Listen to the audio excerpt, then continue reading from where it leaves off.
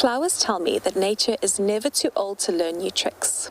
They remind me that life is a verb, a process, an unfolding story of awakenings. What new wonders are on the way to this world? What strange blossoms are now budding down in the rich soil of fallen years? Welcome down to Penguin Beach, everyone.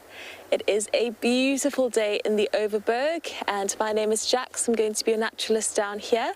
We have Jason behind the camera, and we decided we wanted to start our show off with the beautiful September bush that we have for you down here.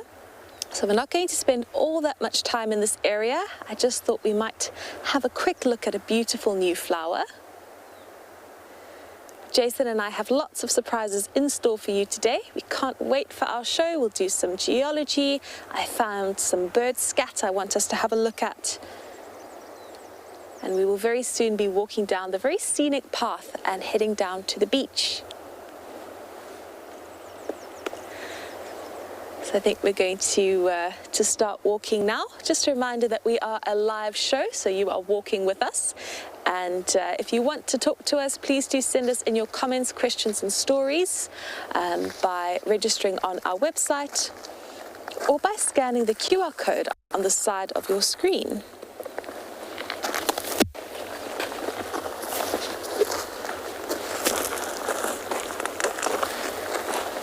So it's hot down here.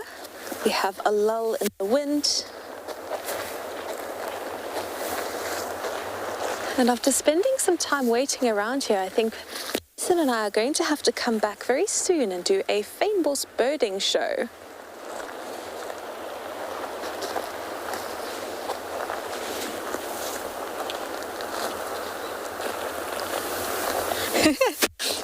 So I'm also hoping that the double J's will hopefully find us some whales. I'm so glad that you're all excited about whales like I am. It makes me very happy.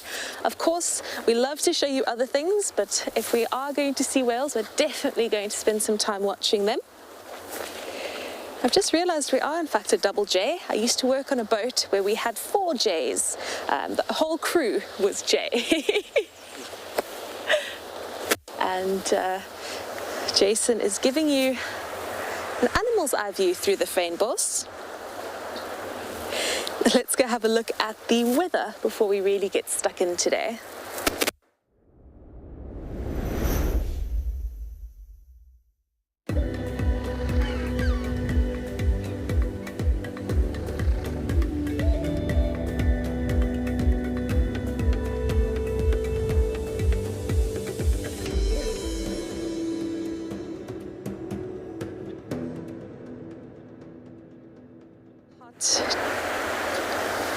It is indeed a very hot 22 degrees Celsius down here.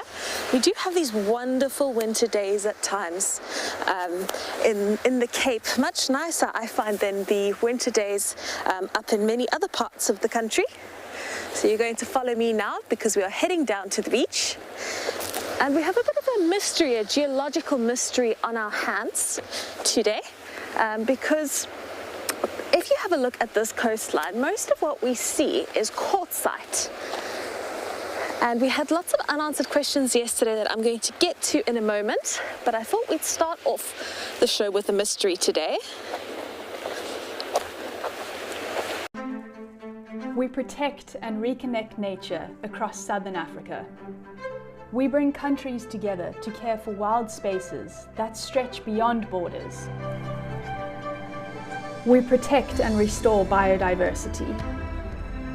We prioritize the people living in these landscapes, enabling them to thrive in harmony with nature. We are restoring tomorrow. In the backdrop of every safari is the most effortless natural music. Their twittering, chirping and singing fills the air with a bit of magic on every drive. WildEarth is celebrating this precious choir with a Bird is the Word fireside chat. Join us and a special guest ornithologist to discuss the big birding event, as well as some of the rare and spectacular birds of WildEarth.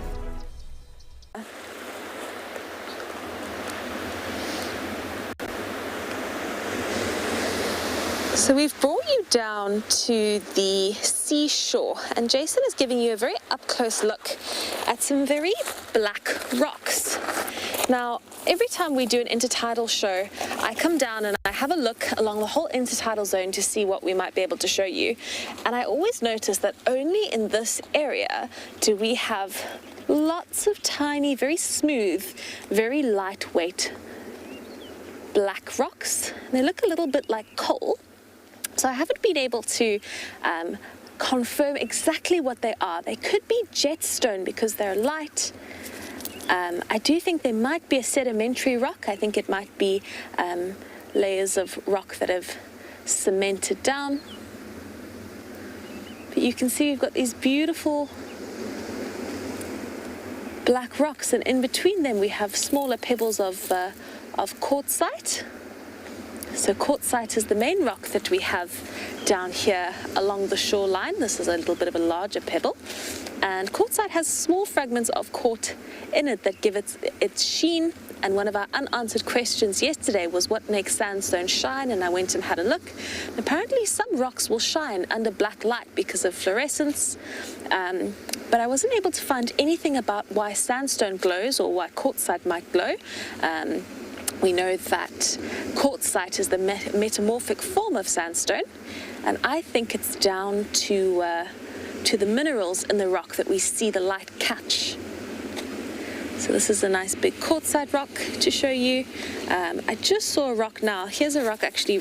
So here's quartzite, and then we have intruding quartz in the middle, which is quite cool. So what happened is that this rock opened up, and then quartzite, and I think at the time it would have been liquids, went to go fill its place. And so you have a nice, beautiful quartzite vein in that rock.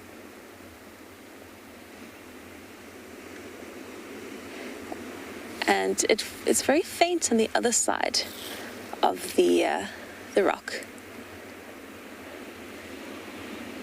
But something else I wanted to show you that I thought was very interesting is we're actually right next to us. So Jason's going to have to shuffle up because we've got some potholes here. And these potholes were likely formed by a rock and swirling water. So what would happen is that we would have a nice pothole like this one, and you'd have a rock in the pothole. And as the water came in and the tides came in over many years, the rock sort of whirled around and whirled around, slowly eroding to form these little potholes that we see in the rocks here.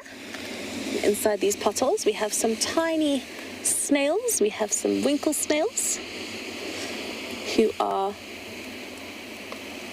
trying to not dry out by hiding in these high water pools that are very rarely actually reached by the sea. So I just wanted to start off with some rocks and some mystery, and I'll show you what I mean as we keep moving.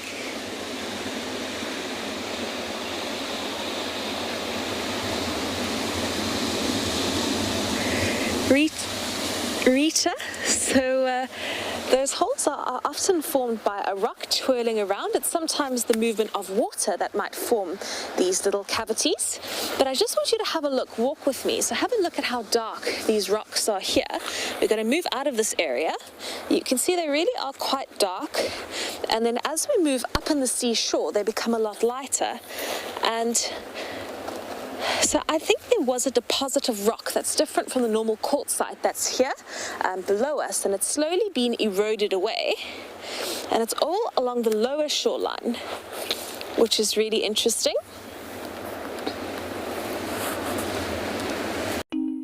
Bird is the word, and it's coming to you live. In preparation for our big birding blowout on the 22nd and 23rd of July, WildEarth is making sure you're geared up and ready to go. Show the world how much you love birding as a proud Twitcher. Find this and more in the WildEarth shop. We are offering our explorers another extraordinary WildEarth experience. Explorers stand a chance to win a 3-night stay for 2 at Amakhala Game Reserve, picturesquely situated next to Addo Elephant Sanctuary Park. Enjoy an authentic bush lodge experience in the luxurious Woodbury tented camp and feel the heartbeat of Africa on exhilarating safari drives. Sign up to be an explorer today and you might soon be off to this untouched safari destination with WildEarth.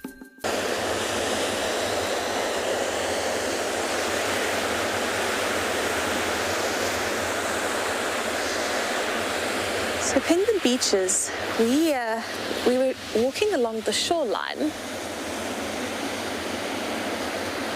So we are walking along the shoreline, and Jason and I have spotted the new duckling family, the new Egyptian geese family. So you can't see them right now, but we are going to reposition so you can see our new little chicks. Very, very exciting. So we'll see if we can give you some views.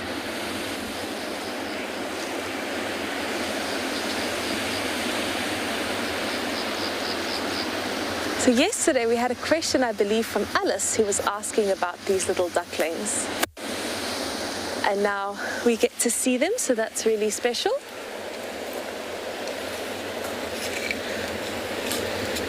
So I wasn't expecting to have them down here.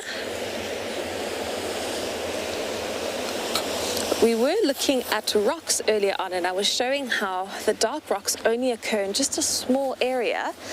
So I think it was a deposit of rock low on the seashore that's been eroded away.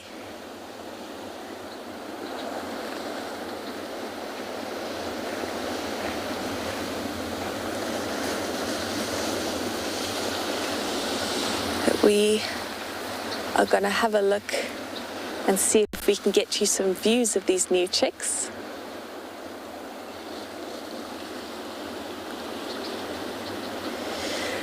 Jenny, I completely agree. I was once standing on a harbour wall, and a group of ducklings came along, and 12 very rough and gruff fishermen all stood up together to go and look at these little ducklings in the water. I really think ducklings inspire all people from all walks of life. They really bring out the common humanity and the common appreciation of very small, very cute, fluffy creatures.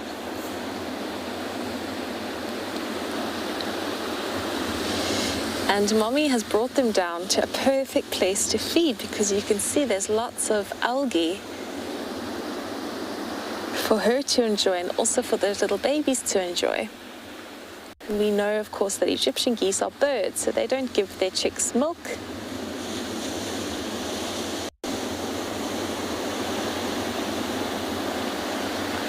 Wesley, the Egyptian geese protect their chicks at all costs, and they do so by,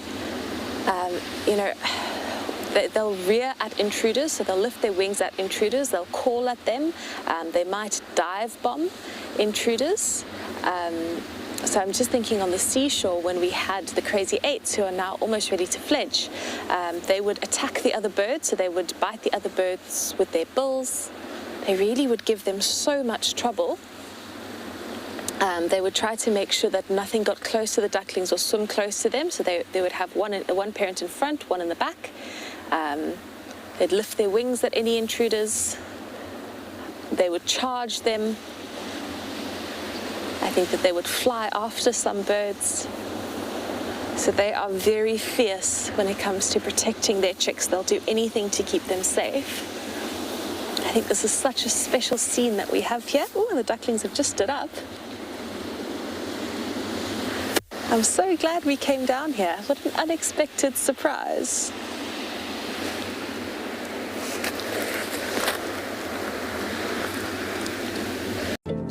WildEarth have really inspired me to return to South Africa after having followed so many beautiful characters. This Ticket to Dream has given me a great opportunity to meet the WildEarth team, which I thank. They're all amazing.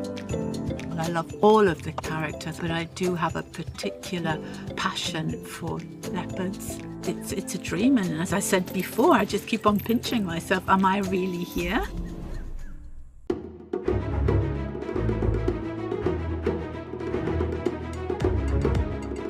Hi, I am David. I come to you live from the Mana Triangle, all the way from Kenya. This is not a postcard. This is real. Sunrise in the beautiful Masai Mara.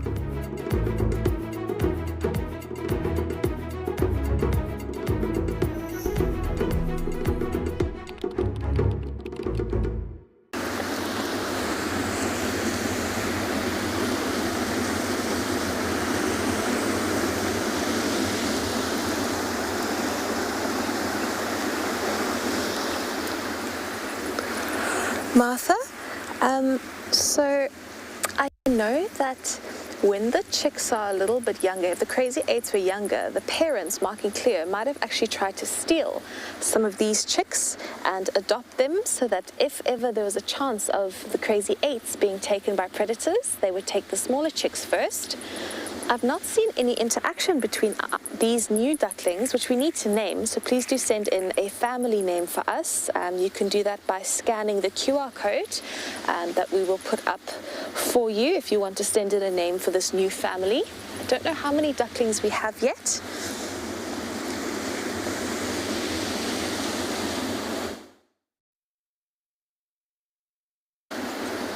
Very exciting to have these little guys around.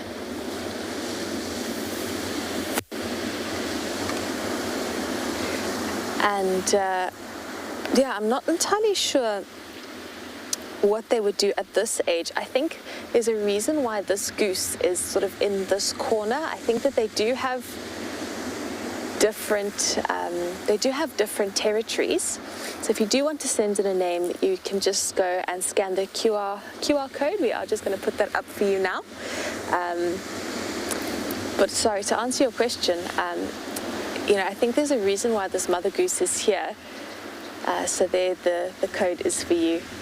I think that she's keeping her ducklings away from the other geese and the other goslings. I don't think that the goslings, so if I look at the crazy eight chicks, I don't think they would have any aggression towards these ducklings. I think that they would stay out of each other's way.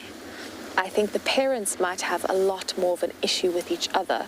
If Mark and Cleo had to come towards these parents, I think that they would certainly fight them and try to protect their chicks.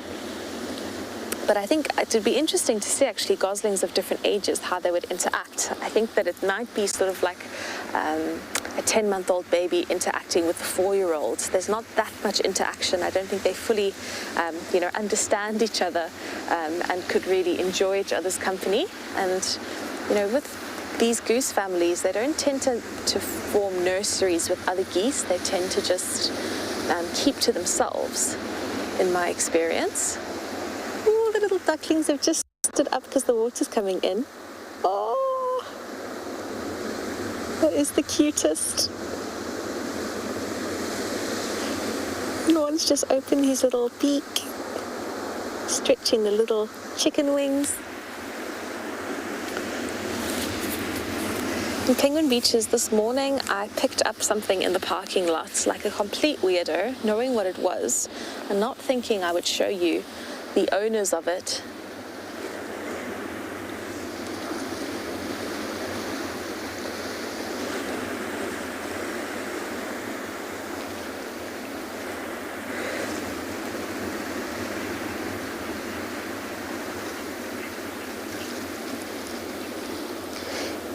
Evelyn, I would say when they're very small in this area, likely kelp gulls. Things like the grey mongoose might cause a little bit of trouble. Not very much. I'd say the kelp gulls would be quite a large threat. I think Egyptian geese are incredible parents. If we look at the crazy eights, they've raised all 9 chicks to fledging age.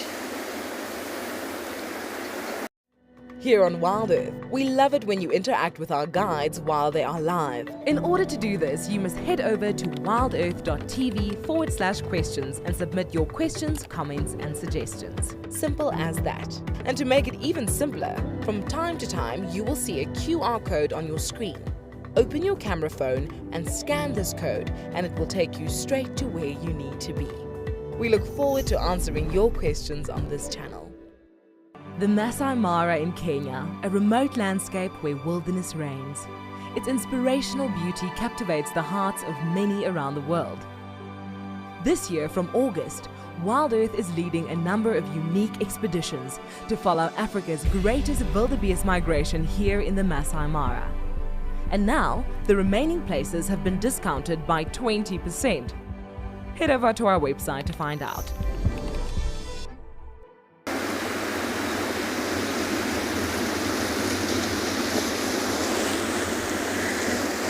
I'm very quickly going to pry your eyes away from our ducklings. I want you to notice what they were feeding on, that green algae, because I found some scat in the parking lot earlier on that I picked up to show you. I'm sure whoever saw me picking it up thought I was a little bit strange. But here we have what is definitively Egyptian geese scat. And you can see, because they eat a lot of greenery, a lot of algae. So I'm putting shadow on what I'm trying to show you here. So you can see if you open up their scat, it's quite literally just all greenery.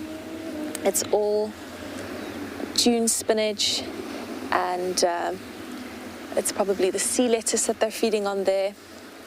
But I just want Jason to zoom in a little bit. I don't know if you can see the white there, Jay. Is a touch of white inside this Egyptian geese scat, and our lovely director Sammy's let me know you can see it. So that is actually urea.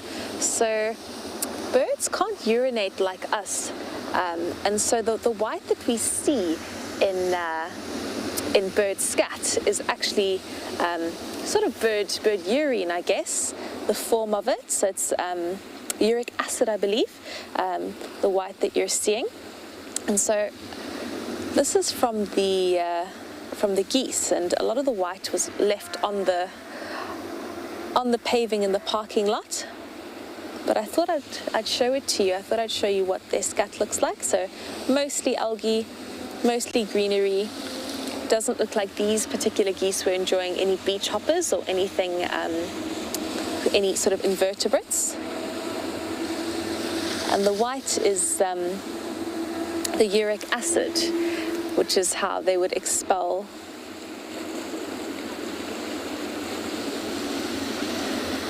So I think it's Ernest who's asked us, that's quite fresh, does it have a bad odor? I didn't think it did, and then embarrassingly I've put this in a container in my camera bag, and as I tried to open it quietly so that you couldn't hear me doing it on the microphone, I actually dropped this in my camera bag. So I'd like to let you know that it is in fact quite smelly despite it being mostly algae, and I have to go home and clean one of my compartments to get rid of this lovely smell. Let me see if I can tell you what it smells like. It smells like grass when you have mowed the lawn and you put the grass in those big bags and they get wet and they get left in the sun. That's exactly what that smells like. Not very pleasant. Not as bad as anything from a predator, but you can see that's definitely goose because nothing else on the seashore really eats this.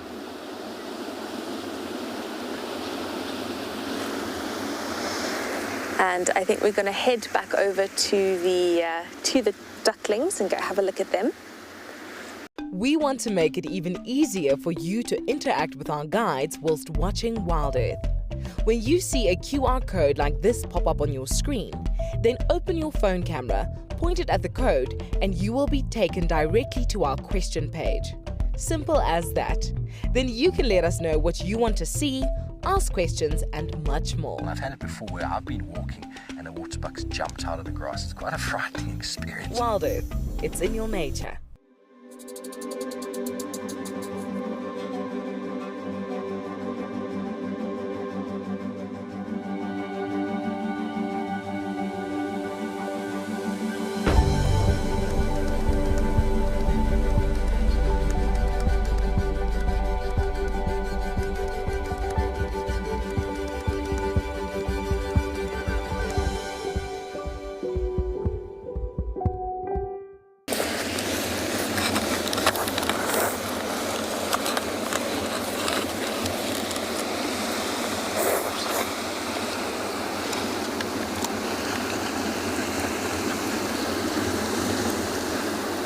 So Jason's just adjusting the tripod again, just to see if we can get a couple of other views of these beautiful ducklings. So he's showing you a quartzite rock while we wait. And there you can see the ducklings really nicely.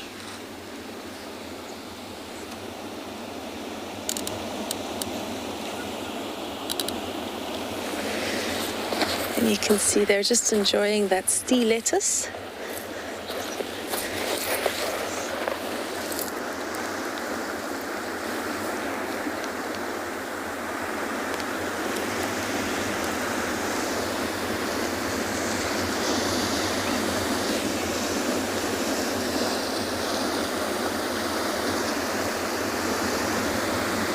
And so these chicks are born precocial. So they're born pretty much ready to take on the world. They are waterproof, they can swim. I think they only spend a few hours in the nest before they hop out, and if the nest is quite high, apparently sometimes they're a bit stunned. They'll hop out the nest and then end up on the ground.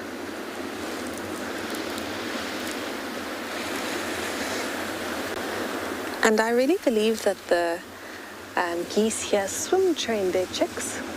I think that they spend a lot of time getting them used to the water by swimming them up and down from the nest to the rocky shores to feed.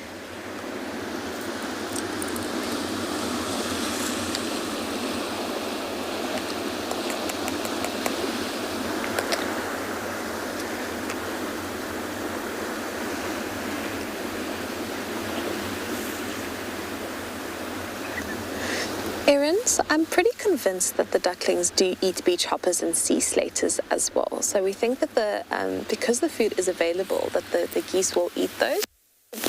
They like to eat your algae, so your green algae.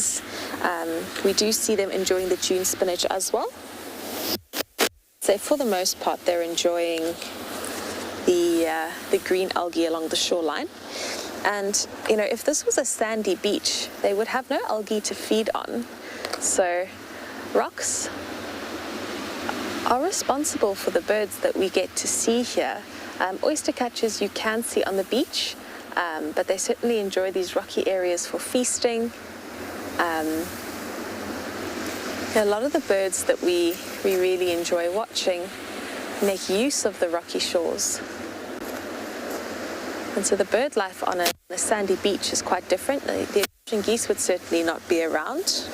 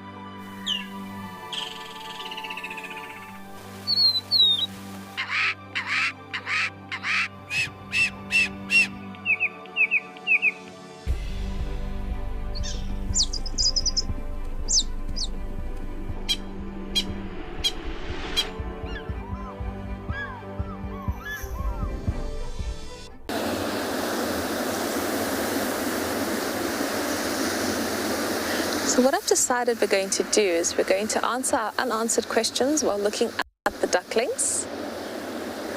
And then we are going to move off to go see our penguins. So we had a few yesterday. One was from Hannah, and Hannah asked what is the study of sand called? And the study of sand does fall into geology, but it does have its own name, which is archaeology. So archaeology is the study of sand, and they look at the chemistry and the biology of it. And that made me look at the difference between sand and soil. So sand is essentially parts of rock and parts of mineral. That's not necessarily very... Oh, the ducklings have moved very fast. It's not necessarily very nutrient dense. Wesley also had your questions. I did answer it earlier on about that sandstone glow, so you asked a question today as well. Thank you, Wesley. And yeah, I couldn't find too much about why it glows, but I think it's because of the quartz in it that you can see that you sometimes shines.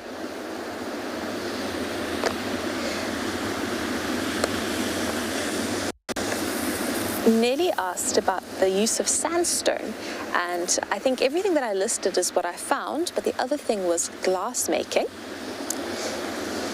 And then we saw those kestrels, those rock kestrels yesterday, so I looked up to see what else they might have in their diet, because I mentioned a lot of rodents and small birds. Apparently they eat a lot of bugs. I didn't realize they would, so it's likely your locusts and bigger bugs like that. And then last but not least, we also had a question about dust sea distribution, and dust seas are actually very widely distributed, so they can be seen all the way up to the Arabian Peninsula in the Middle East, Lebanon, Jordan, and then all the way through Africa. There's only a couple of places in Africa where there's no dust seas, including Madagascar, because Madagascar, of course, is an isolated island. And the duckling is still enjoying the green algae of the seashore. So I think the parents have brought them to a really fantastic place to hunt down some algae. But I think Jason and I are very soon going to pack our things, and we're going to head towards the left wing, where we hope to show you some African penguins. So that's just me zipping my bag. That's not some weird creature. Down here on the shore. I hope that you've enjoyed the duckling time and getting to see some of the geology that we have here, some of the rocks and some of the formations.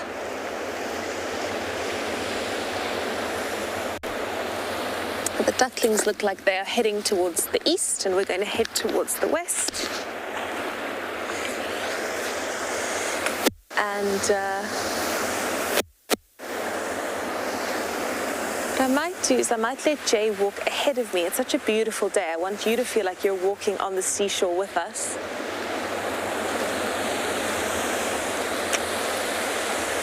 So we've turned towards Penguin Beach now. And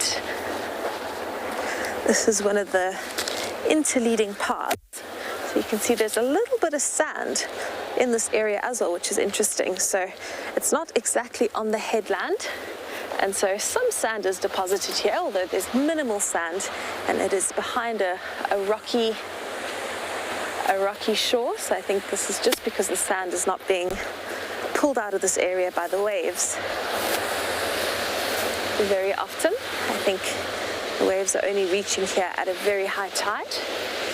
But you'll see there's also lots of fresh kelp along the seashore. So with the bad weather that we've had, we've got lots of fresh kelp deposits, which means that very soon I think we're likely to have more heartlip gulls around.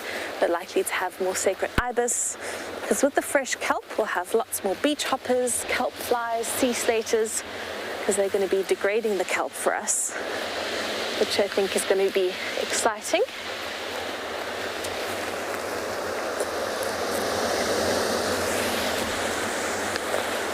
You can see there's just tons of fresh kelp that's come up in the last couple of days. And I think that's the combination of high water because of the full moon, and also the stormy seas we've had.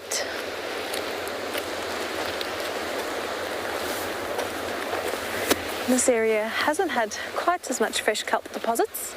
We've got some big rocks blocking the shore here. So you can see that's all old kelp.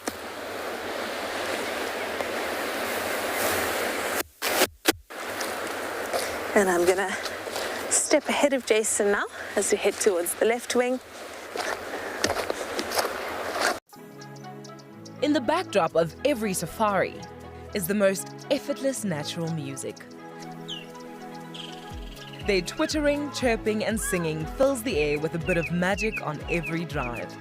WildEarth is celebrating this precious choir with a Bird is the Word fireside chat. Join us and a special guest ornithologist to discuss the big birding event, as well as some of the rare and spectacular birds of WildEarth.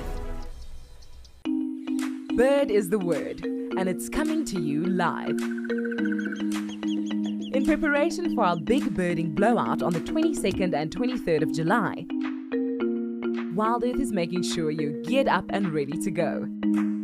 Show the world how much you love birding as a proud Twitcher. Find this and more in the WildEarth shop.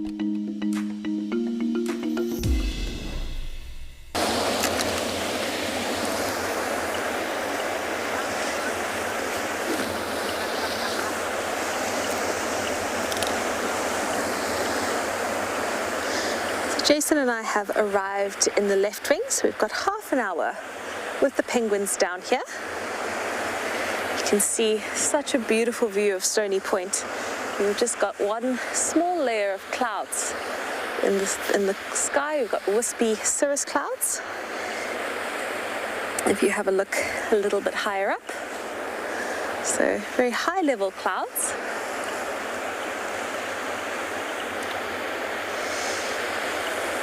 And just below we have a very windless sea and lots of adult African penguins. Not that many actually, but several sitting in the left wing. And Penguin Beach is very exciting. This morning there was actually a penguin release by Sandkop here at Stony Point, and I was 10 minutes late to the official release. I didn't know it was happening. And then Gavin, the penguin hero, let me know that the blues were still there, so they released several blues. But what was really incredible is that the blues would not go to the sea until an adult came back and fetched them. So they released a couple of adults and then several blues, and the one adult actually took some blues out and then came back for the rest of the blues it must have been 10-15 minutes later. And so as the adult went out again, it gave the blues the confidence to head out. So I found that so cool because I think most of the blues are fledgling. They're going to sea in the morning when we can't see them, because we never see the blues walking from a nest to the ocean at this time of day during Penguin Beach. So as much as we can give the penguins trouble for being a little bit mean to each other, I found that so sentient that this adult bird, of which none of those would have actually been its chicks, would come back and fetch the chicks for no reason, just to come back and pick them up and take them to sea. So we're having a good look at some very beautiful adults sitting in the sun. There's some kelp behind them draping the rocks. And something else I found very interesting, which I now believe is instinctive, is how when they were released on Penguin Beach, which is right by the entrance of the colony. Immediately those juveniles, those blues, went for the kelp by the breakwater, and then they crossed the channel, and then immediately once again they were inside the kelp. So I believe it's an instinctive thing for penguins when they are leaving land to move along the kelp forest and inside the kelp forest to hide away from predators like Cape Fur seals and perhaps great white sharks. Although I mentioned the other day that sharks don't really hunt them in huge abundance in this area. And the poor penguin is now underneath a piece of kelp.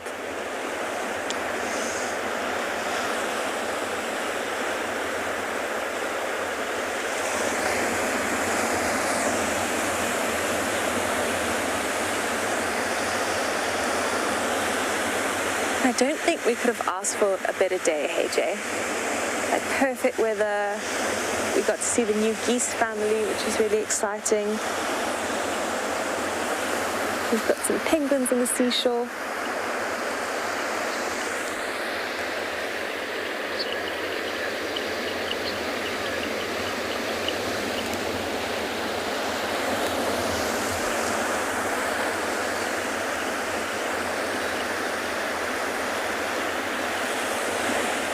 Penguin's shaking its head. I wonder if the kelp is irritating, the kelp flies are irritating the penguins today.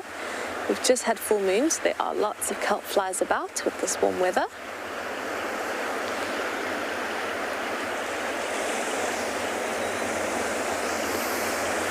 And we've got a little egret coming towards us.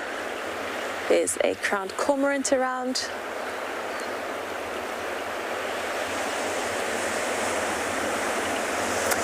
So the biggest predator that the penguins would have would likely be a leopard, although I've never heard of a leopard. I know that there was a leopard, I believe, at Boulders Beach, and there are leopards that do frequent this area. I don't know if they've been in this colony. I think my brain is pulling a bit of a blank there, but I would say the Cape leopard, which was smaller than the leopards that you get out in Djuma, although it is the same species. Oh, we've got two penguins coming towards a crowned cormorant. Will they chase him away? Looks like they might. So I'd say the Cape leopard would be the largest predator, followed by the caracal. We are offering our explorers another extraordinary WildEarth experience. Explorers stand a chance to win a 3-night stay for 2 at Amakhala Game Reserve, picturesquely situated next to Addo Elephant Sanctuary Park. Enjoy an authentic bush lodge experience in the luxurious Woodbury tented camp and feel the heartbeat of Africa on exhilarating safari drives. Sign up to be an explorer today and you might soon be off to this untouched safari destination with WildEarth. WildEarth Explorers is a club aimed at people who love nature and care about the earth we live on. First and foremost, if you join our club, you can watch WildEarth completely ad-free. In addition, we have great monthly prize draws, a weekly newsletter, and access to some great extra content such as fireside chats, AMAs, and hangouts. For a small monthly subscription, you can join other like-minded viewers and be part of the club. WildEarth Explorers, it's in your nature.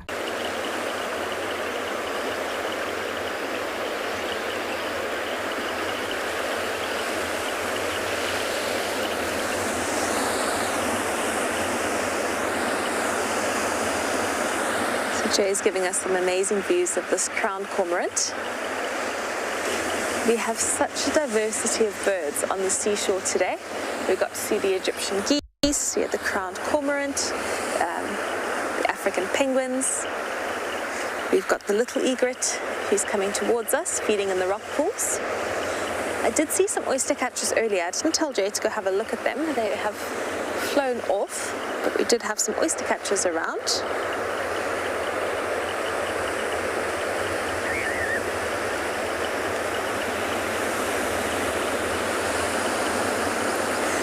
Circle. So it's so cool that you remembered that each little chick has a unique pattern. So this is the Egyptian geese. Each chick has, or each Egyptian goose has a spot on their chest that is unique to them that you can identify them with. So those spots actually only develop, the adult spots only develop between 3 and 5 years of age. So 3 to 5 months, sorry, not years, 3 to 5 months of age. And so they aren't exactly born with that individual coloration, but they will develop their spot between 3 and 5 months, and then that will be unique to them for the rest of their lives. So looking at a very exposed seashore where we had a little egret who's disappeared. We do have a penguin who's come back from sea.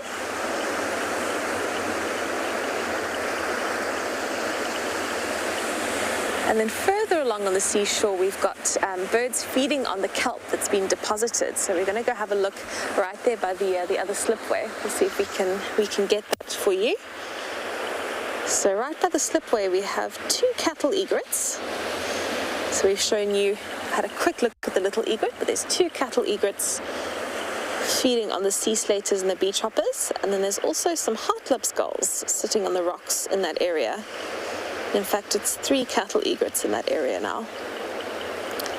So I think all the seabirds are absolutely stoked that there's now new kelp deposits.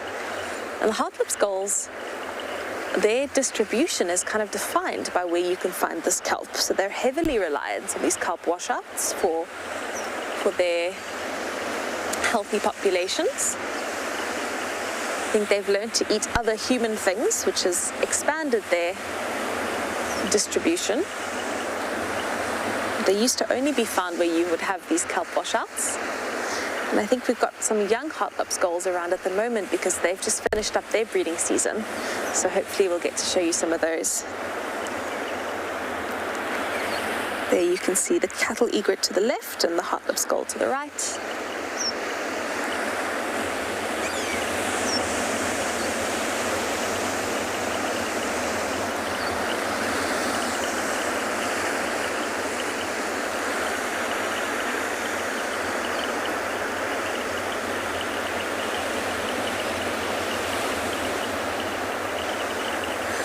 Antonia, so the best guess was heart-lipped gull, it seems, because I thought heart-lipped gull wouldn't be correct, but we only had the top half of the skull.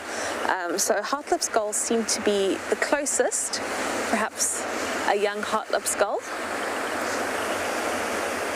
But I don't want to put a definitive answer on that skull because I don't feel that I'm 100% happy with it. Here's a young heart-lipped gull as it happens, just in front of us. Is this, yeah, so this is a young heart-lipped. So they've just fledged.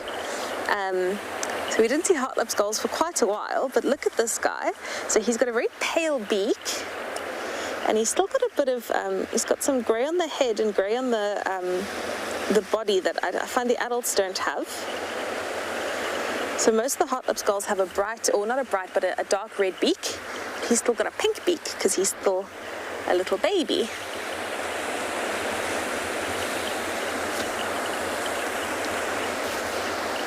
And it sounds like we've got some ideas for the new Egyptian goose family.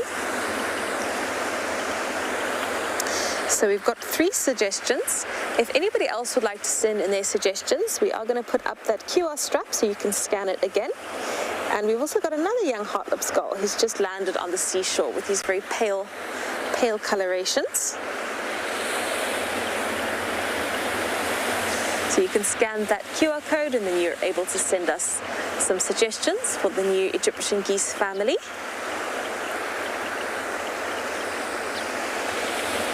It's so cool to have these young heart-lipped gulls coming down and enjoying the feasts and festivities of the left wing.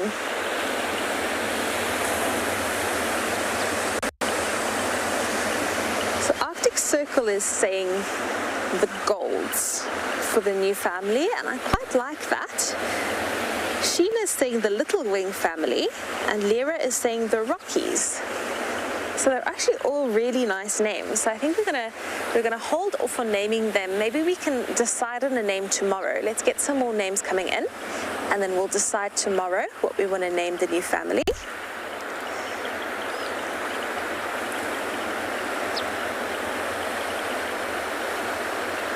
After an exhilarating day of live safaris, what better than to cozy up around a fire? sign up to be a WildEarth explorer and let our guides enchant you with their stories and exciting animal encounters. And of course, stand a chance to join in the chat and get your questions answered in real time. So what are you waiting for? Join the Explorers Club today and start to enjoy our special evenings around the fire. WildEarth Explorers, it's in your nature.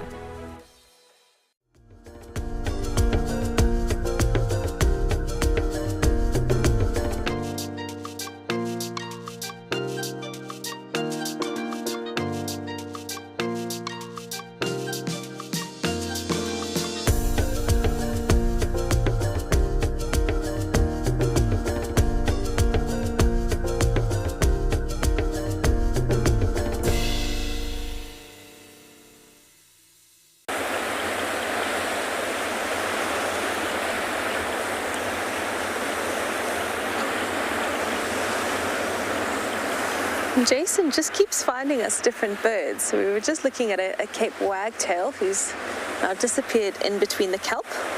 The little egret has made an appearance again, so we can maybe watch. Oh, little egrets going in hot and heavy. So I think there might be some fish in that pool.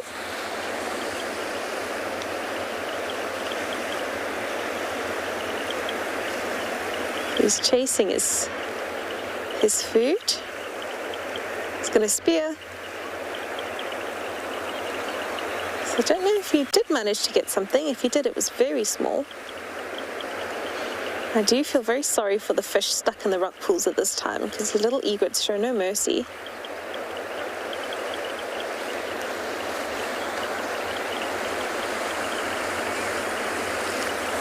So we'll see if he manages anything.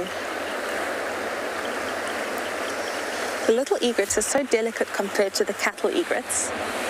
The cattle egrets are so stocky and they've got the orange beak and orange eyes, orange legs. The little egret has the dark legs, the dark beak. I believe they've got more of a greenish eye. Let me go have a closer look again. And they've got those beautiful yellow feet. That's why Byron calls them yellow socks.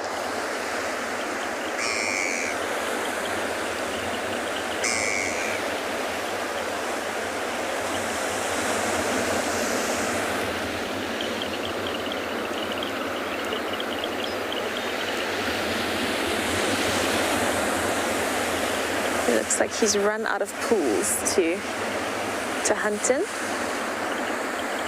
He's now just taking a bit of a break.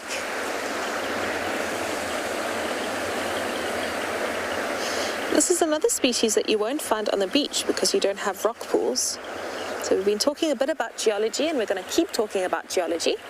But today I wanted to mention some of the birds, like the Egyptian geese you wouldn't find on the beach, the little egrets you wouldn't find on the beach, because they need the rock pools. The geese for the algae and the little egret to catch their prey. You'll never really see a little egret standing in the surf. I think they much prefer to feed in these calmer pools.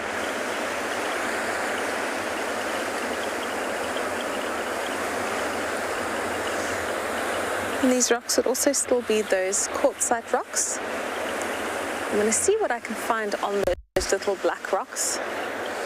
See if there's somebody I can talk to about them on the beach, because they are quite a mystery because they're only in such a small area.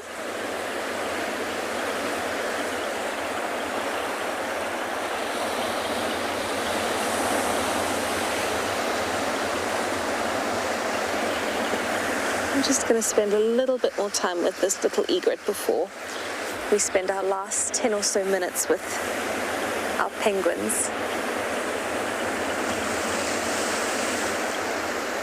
We've seen lots of different things today. We've got to show you the September bush flower.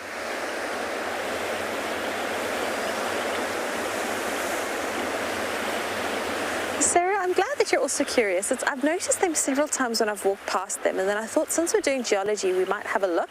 They're extremely lightweight rocks. I was thinking maybe jet rocks, but I can't find anything about jet rocks in South Africa. And then obsidian can be one of them, but obsidian is apparently quite a heavy rock. My first guess was actually shale. I thought it might be shale on the seashore. There's another rock that I can't think of what it's called now, but it's actually like a form of coal. And this does have the appearance of, it almost looks like charcoal at times.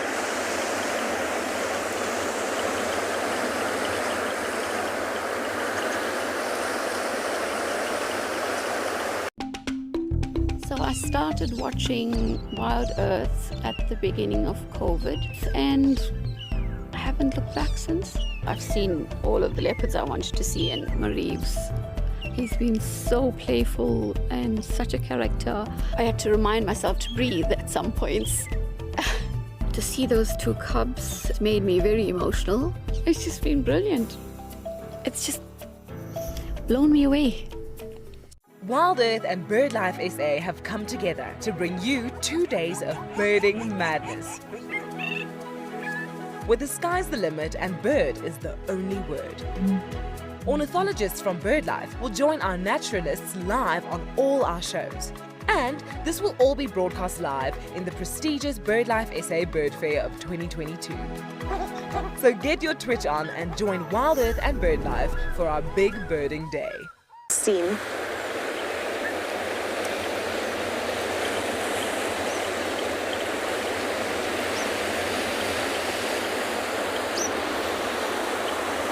We were between the flowers earlier and we just wanted to give you a quick look at the cattle egrets between the June spinach and the daisies. Annie, the yellow feet are quite large. I think we're going to go back and have a look at our yellow feet because we've got some people coming down the pathway. So we'll have a quick look at the yellow feet and then we are going to end it off with our penguins. But I think we've had the most fantastic time on the seashore. We've seen so many things. We saw the September bush flower, which we've never had on the show before. We got to see the new gosling family. We've seen little egrets, cattle egrets, juvenile heartlips gulls. We've had a wagtail. We got to do some geology, looking at the rocks and how potholes are formed in the rocks. Mystery black rocks on the seashore. So I hope they're going to have the luck that we've had on our safari session. Cedric is chasing spots. Tess can hear some elephants, so she is on the lookout for elephants this afternoon. And if she gets a cat or two, it seems like she wouldn't mind. And Rolf is going to be sitting, watching, waiting to see what needs to have a drink this afternoon at the waterholes.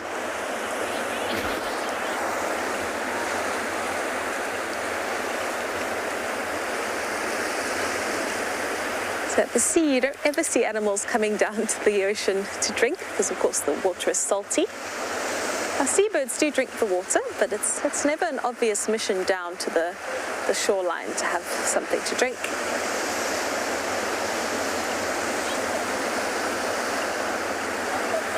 But we've just had so much life on the shore today. I'm looking at 4 different species just right in front of where Jason and I are standing.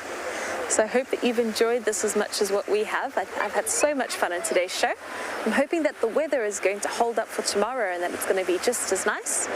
Apparently we've got a touch of wind coming in.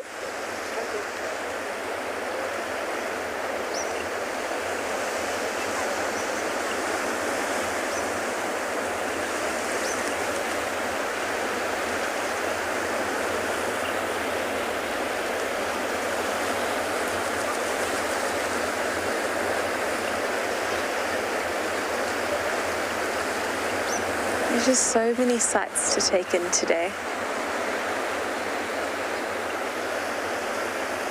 So our penguins are stirring a little bit and preening. I think the sun's getting a bit hot for them down here.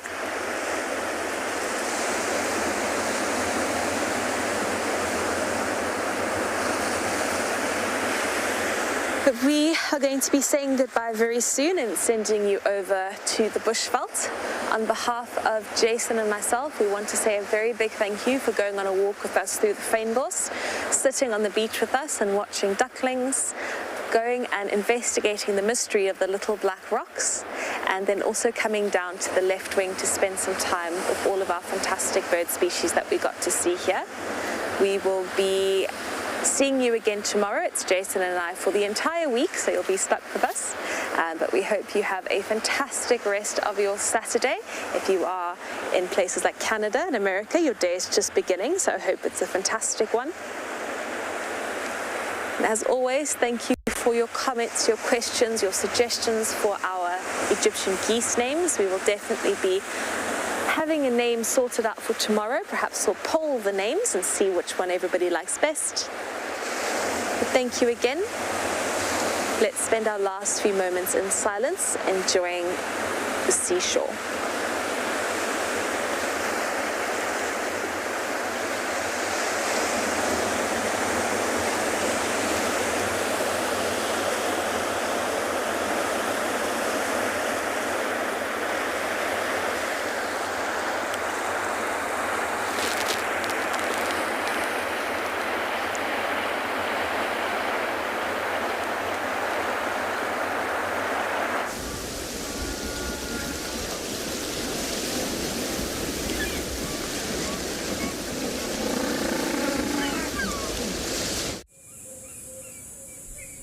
This program features live coverage of an African safari and may include animal kills and carcasses.